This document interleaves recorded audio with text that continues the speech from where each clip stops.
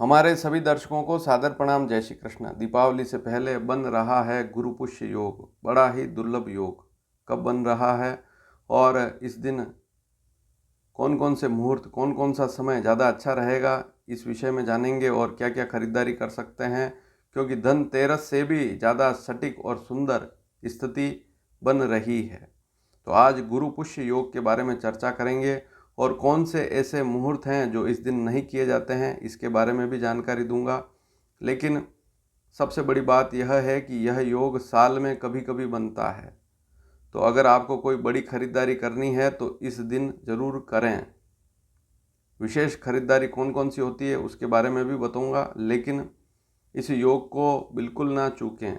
किन राशि वालों के लिए यह मुहूर्त थोड़ा सा गड़बड़ रह सकता है, इसके बारे में भी जानेंगे। तो सबसे पहली स्थिति तो है कि गुरु पुष्य योग कब बनता है। गुरुवार हो और पुष्य नक्षत्र हो तो ऐसी स्थिति में गुरु पुष्य योग बनता है। अब गुरुवार का सीधा मतलब है कि सूर्योदय से वार लगता है। गुरुवार कभी रात को नहीं लगता है, तो ऐसा बिल्कुल नहीं है कि बुधवार की रात्रि को गुरुवार लग जाएगा, ऐसा नहीं होता है। रात को केवल तारीख बदलती है, वार नहीं बदलता। सूर्य की पहली किरण के साथ नया वार लगता है, तो वार एक सूर्योदय से लेकर दूसरे सूर्योदय तक चलता है। 24 अक्टूबर 2024 के दिन यह योग बन रहा है और यह पुष्य नक्षत्र कब तक रहेगा, तो गुरुवार के दिन पूरे दिन रहेगा। शुक्रवार का दिन सूर्योदय उदय होगा, उसके बाद तक रहेगा, लेकिन हमें गुरुवार के दिन ही यह मुहूर्त करने हैं। तो गुरुवार पूरा दिन यह शुभ योग बन रहा है। इस योग को शुभ योग कहते हैं। तिथि क्या है? कार्तिक मास, कृष्ण पक्ष अष्टमी है और अष्टमी तिथि को जया तिथि भी कहते हैं। तो जो भी काम करें उसमें अगर जय चाहिए, विजय चाहिए, तो अष्टमी तिथि काफ़ी अच्छी होती है। अब कौन से मुहूर्त इस दिन नहीं होते हैं, तो विवाह, सगाई इत्यादि से संबंधित कोई काम कर रहे हैं, मुहूर्त कर रहे हैं, जैसे सगाई कर रहे हैं, तो पुष्य नक्षत्र में सगाई बिल्कुल नहीं होती, विवाह भी नहीं होता है। हालांकि विवाह के मुहूर्त तो अभी नहीं हैं, लेकिन विवाह, सगाई इत्यादि से संबंधित मुहूर्त इस पुष्य नक्षत्र में नहीं होते हैं। अहोई अष्टमी और कालाष्टमी पर्व भी इसी दिन है। और गुरुवार और पुष्य नक्षत्र दोनों की योग वाली स्थिति जो है, यह शुभ योग कहलाता है। तो यह मैंने पहले ही बता दिया, शुभ योग बनता है। सर्वार्थ अमृत सिद्धि योग इस दिन कहलाता है। अब क्या खरीदारी कर सकते हैं, तो खरीदारी का मतलब कोई भी वस्तु आप खरीद कर ला सकते हैं। वस्त्र है, वाहन है, सोना चांदी और अन्य भूमि से संबंधित कोई खरीदारी है, तब भी इस दिन कर सकते हैं।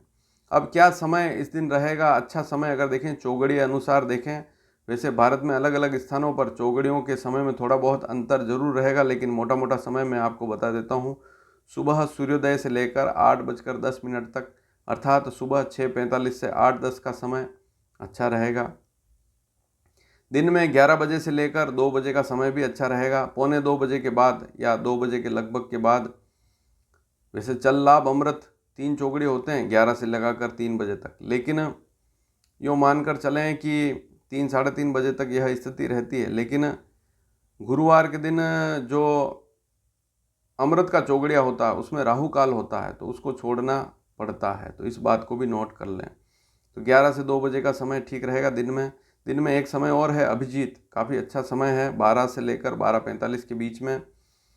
मकान जैसे वैसे इस दिन गृह प्रवेश के मुहूर्त तो नहीं है, क्योंकि वृश्चिक संक्रांति में आते हैं मुहूर्त, लेकिन कोई पुराना मकान है तोड़कर नया किया है, या कोई किराए का घर ले रहे हैं, या जैसे मान लीजिए कोई एक कमरा बनाया उसका मुहूर्त कर रहे हैं, तो इस दिन अभिजीत मुहूर्त में कर सकते हैं। तो गृह प्रवेश से संबंधित छोटे छोटे मुहूर्त जो होते हैं वे कर सकते हैं। लेकिन नया मकान है, पहली बार बनाया है, तो फिर वो बाद वाला जो मुहूर्त मैंने नवंबर में बताया है या दिसंबर में जो बताया है उसे ही करें। शाम का समय 4:35 से शाम की 7 बजकर अर्थात रात्रि 7:35 तक भी शुभ समय रहेगा।